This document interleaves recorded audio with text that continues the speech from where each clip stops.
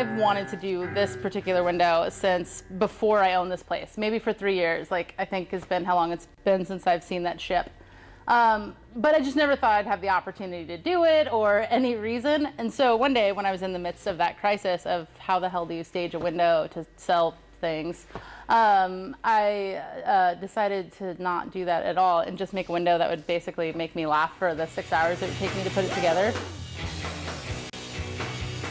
I grew up in the 1980s. Like, I was a kid back then, so there's a lot about it I really loved, and we also didn't have any money, so I didn't get to own any of this stuff then.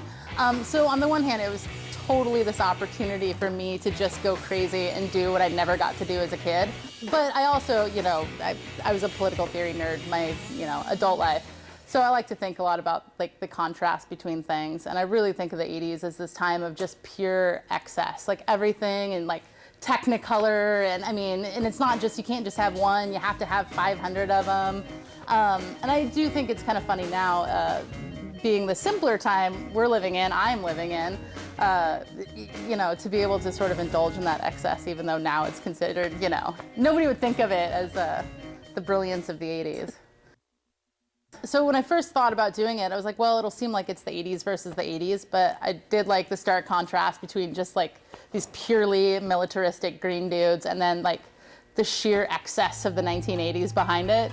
So once I thought about that, I definitely decided to go a little crazy.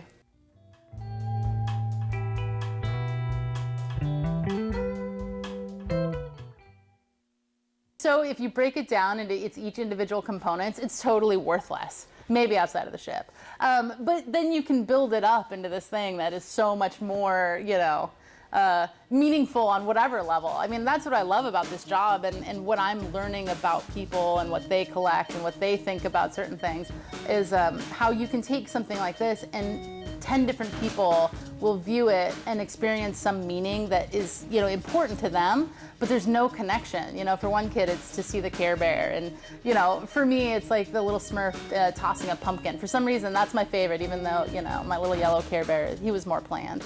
But I didn't realize until I looked at it after that the pumpkin was falling on the dude's head below it. So for me, that's like a really special moment in it.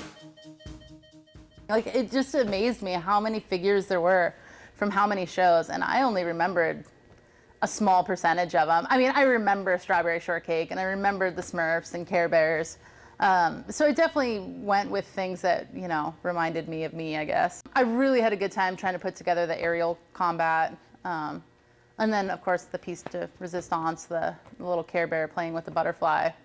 I tried to, like, he kind of came about right at the end. I was like, because I was standing outside being like, this is amazing, but what's prompting all of this? Like, if somebody wants to like see some greater meaning, is it there?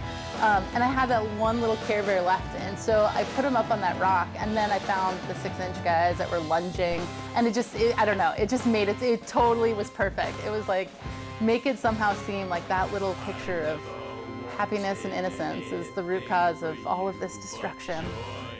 I know that I inserted like different elements into the battle that reminded me of other things. Like, I've got the Smurf that's trying to hand daisies to the officer who will be killing him shortly.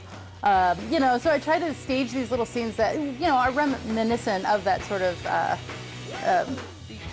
military past, but also some pop culture references. I try to give a shout out to Titanic.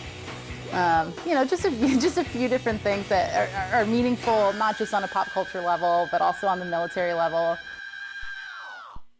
Dude, old dudes will pull over and cause car wrecks to come in and ask me how much the boat costs. It's awesome. Like, I don't even think they see the toys, you know? I just think they see boat and then lose it. The sheer level of detail on that boat is something exceptional. I mean, I could imagine it must have taken that guy at least a year to build this thing. So he had put that year of his life into it, and all of the meaning behind, you know, what it meant for him to build it. He was a military man, so I'm sure that there was a huge labor of love involved in it. And then, you know, you get the guys that come in that just, I mean, I've had guys come back multiple times just to look at the boat. I don't even think they've seen the rest of the shop, but they'll look at the boat 30, 40 minutes. You know, and somebody else was actually, oddly enough, really into the table underneath it. So it's just interesting to me that meaning's not necessarily in its whole, but it's in how, you know, you interpret it, how I interpreted when I made it. how a 3-year-old girl can interpret it. It's just awesome that, you can do something that maybe actually has a little bit of meaning these days, even if it's not the meaning you intend.